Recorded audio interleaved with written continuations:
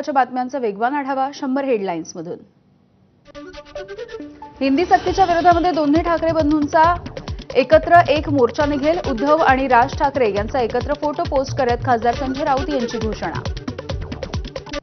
मराठी माणसांचे दोन मोर्चे निघणं योग्य दिसत नाही, राज ठाकरेंसोबत फोनवरून चर्चा। खासदार संजय राऊत यांची माहिती।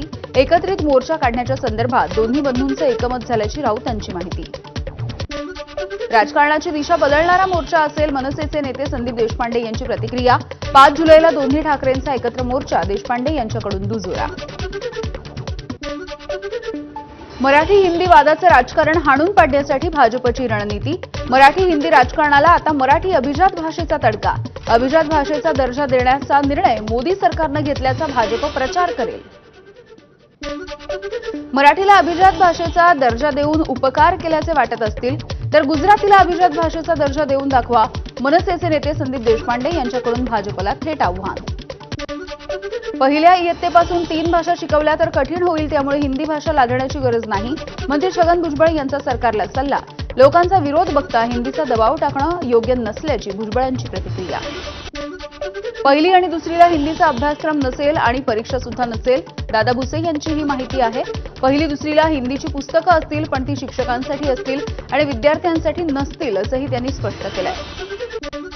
हिंदी सक्ती विरोधामधल्या राज ठाकरेंच्या नियोजित मोर्चामध्ये सहभागी होणार का? शरद पवारांना माध्यमांचा सवाल।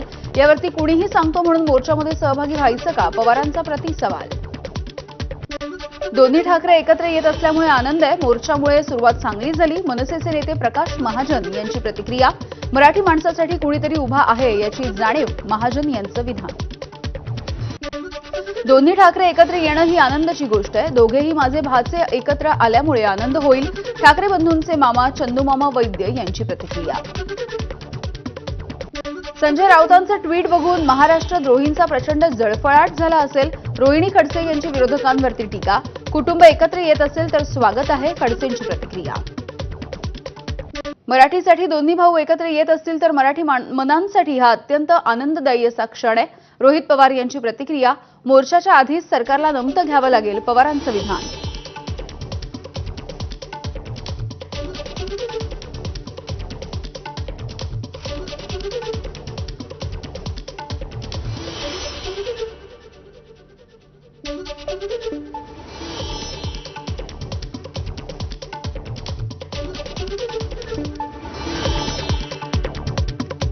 मराठी माणसासाठी हा मोर्चा एकत्र निघणार असून दोन्ही भाऊ एकत्र यावेत ही जनभावना असल्याची अंबादास दानवे यांची प्रतिक्रिया।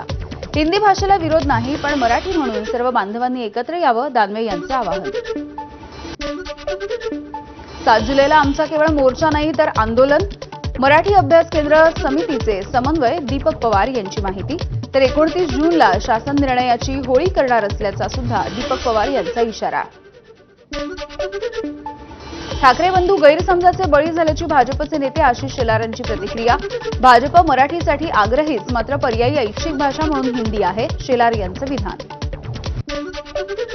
हिंदी सक्ती करणाऱ्यांचा आणि राज ठाकरेंच्या भूमिकेचा असे 2 वेगवेगळे मोर्चे आहेत। कोण कुठल्या मोर्चामध्ये जात आहे ते बघतोय, आम्ही वेट अँड वॉचच्या भूमिकेत असल्याची उदय सामंतांची प्रतिक्रिया। मराठी लोकांची दिशाभूल करण्याचं काम ठाकरे करतायत, भाजपचे नेते प्रसाद लाड यांची टीका। तर संजय राऊतांच्या ट्विटरवरती मनसेची अधिकृत भूमिका नाही, असंही प्रसाद लाड यांचं विधान। पहिलीपासून हिंदीची सक्ती करणं योग्य नाही, मात्र 5वी पासून हिंदी भाषा शिकवली जावी, शरद पवार यांची हिंदीच्या सक्तीवरती प्रतिक्रिया। लोक हिंदीच्या विरोधामध्ये नाहीत, पण पहिलीपासून हिंदी शिकवण्याला त्यांचा विरोध असल्याचंही त्यांनी म्हटलंय। खासदार संदीपान भुमरेंच्या चालकाच्या नावाने 150 कोटींची जमीन, हैदराबादच्या सालार जंग कुटुंबामधील वंशजानं जमीन भेट दिल्याची माहिती। 150 कोटींची जमीन भेट दिल्याचं प्रकरण, भुमरे पिता पुत्र आणि चालक जावेद रसूल याची चौकशी सुरू आहे। परभणीमधील एका वकिलानं दाखल केलेल्या तक्रारीच्या नंतर हा तपास सुरू आहे। 150 कोटींची जमीन भेट दिल्याचं प्रकरण, जागा गिफ्ट दिली ते माझे ड्रायव्हर, परंतु त्यांच्या व्यक्तिगत जीवनाशी माझा कुठलाही संबंध नाही, आमदार विलास भुमरे यांची प्रतिक्रिया। भुमरेंच्या ड्रायव्हरचा पगार 25,000 आणि त्याला कोट्यवधी रुपयांची जमीन दिली जाते, हा केवळ सत्तेच्या बळावरती जमीन ताब्यात घेण्याचा प्रयत्न असल्याचा अंबादास दानवे यांचा आरोप। शिवसेनेचं मुखपत्र सामनाच्या मुखपृष्ठावरती राज ठाकरेंची फोटोसह बातमी आहे. राज ठाकरेंनी दादाचा भुसा केला या मथळ्याखाली सामनाची बातमी. पहिल्याच पानावरती ठाकरे बंधूंच्या बातम्या शेजारी. दोन्ही पक्षांनी एकत्र येऊन काम केलं तर चांगलंच, मतभेद विसरून चांगलं काम केलं तर वाईट वाटायचं कारण नाही, शरद पवार यांचं सूचक वक्तव्य. अंबरनाथमधील शहर उपाध्यक्षांच्या हत्येमधील आरोपीला राजकीय राजाश्रय. आरोपी डी मोहन यानं अजित पवार यांच्या राष्ट्रवादीमध्ये प्रवेश केल्यामुळे शहरामध्ये खळबळ.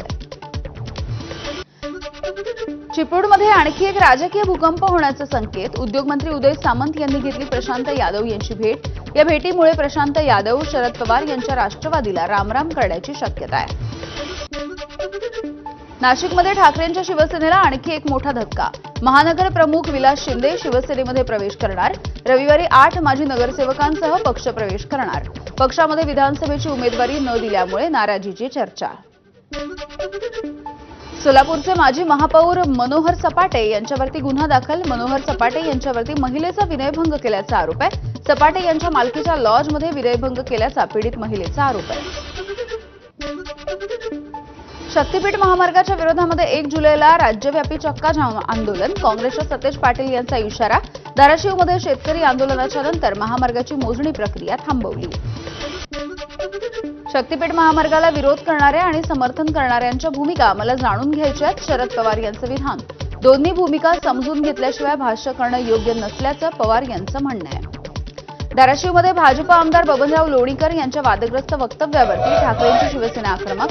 छत्रपती शिवाजी महाराज चौकामध्ये ठाकरेंच्या शिवसेनेकडून लोणीकर यांच्या पोस्टरला जोडे मारत आंदोलन. पुण्यामध्ये काँग्रेसच्या महावितरण कार्यालयाच्या बाहेर आंदोलन. भाजपचे शहराध्यक्ष धीरज घाटे यांच्या विरोधामध्ये काँग्रेसचं आंदोलन. शहराध्यक्ष धीरज घाटे यांच्यावरती वीज चोरी केल्याचा आरोप आहे. राज्यामध्ये लवकरच व्हर्टिकल सातबाराची योजना. इमारतींमध्ये राहणाऱ्या रहिवाशांना मिळणार जागेचा सातबारा. महसूल मंत्री चंद्रशेखर बावनकुळे यांच्या विचाराधीन कायदा. 11वी प्रवेशाची पहिली गुणवत्ता यादी पुन्हा एकदा लांबणीवर. 30 जून रोजी यादी जाहीर होणार असल्याची शिक्षण संचालनालयाची माहिती. 12,71,000 विद्यार्थी प्रतीक्षेत. बोगस शालार्थ आयडी आणि शिक्षक भरती घोटाळ्याचं प्रकरण. आणखी 3 जणांना एसआयटीकडून अटक. चेतक डोंगरे, सदानंद जांगडे आणि गंगाधर डोंगरे याला अटक. चेतक डोंगरे हा विनोद एज्युकेशन सोसायटीचा प्रभारी सचिव आहे.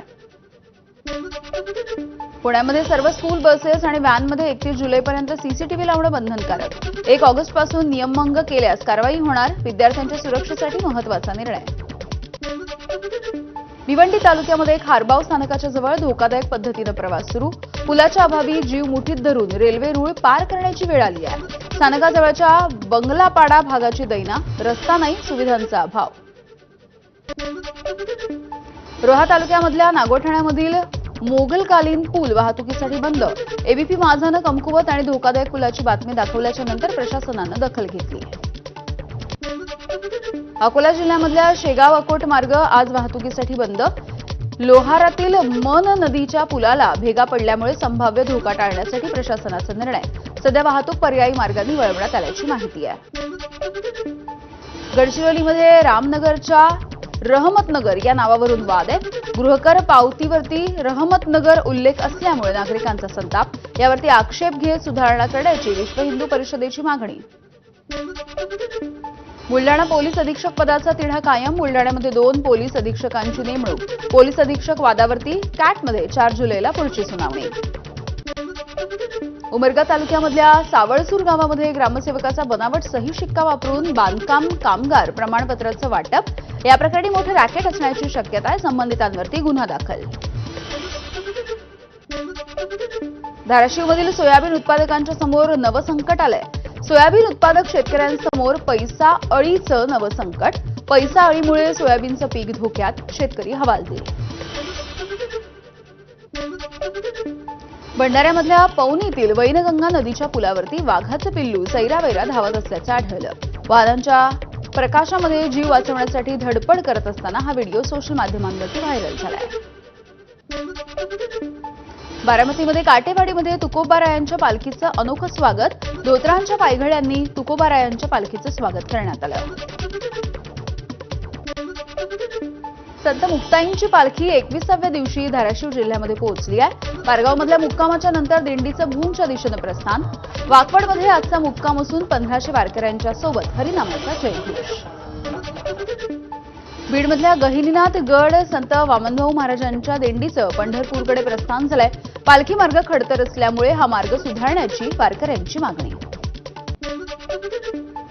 श्रीगोंद्यामधून संत शेख मोहम्मद महाराज दिंडीचा पंढरपूरकडे प्रस्थान. हिंदू मुस्लिम ऐक्याचं प्रतीक असलेल्या दिंडीमध्ये हजारो वारकरी सहभागी. पादुका रथामध्ये ठेवून ग्रामस्थांचा दिंडीला निरोप. भिवंडीमधल्या वडपे गावाजवळ शिवशाही बसचा अपघात झाला. नियंत्रण सुटल्यामुळे ही बस दुभाजकावरती चढल्याची माहिती आहे. बसमधील सर्व 20 प्रवासी सुखरूप आहेत. कुणालाही दुखापत नाही. पालघरमधील वाडा भिवंडी मार्गावरती केमिकल टँकर उलटल्यामुळे अपघात झाला. टँकरमधून विशिष्ट पद्धतीचा धूर निघत असल्यामुळे नागरिकांमध्ये भीतीचं वातावरण.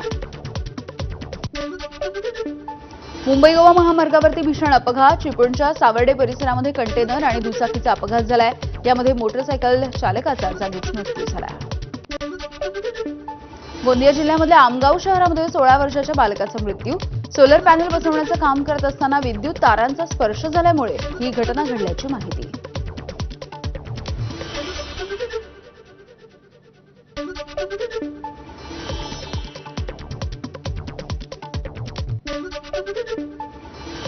आणि या सुपरफास्ट बातम्यांच्या नंतर बुलेटिनमध्ये छोटासा ब्रेक.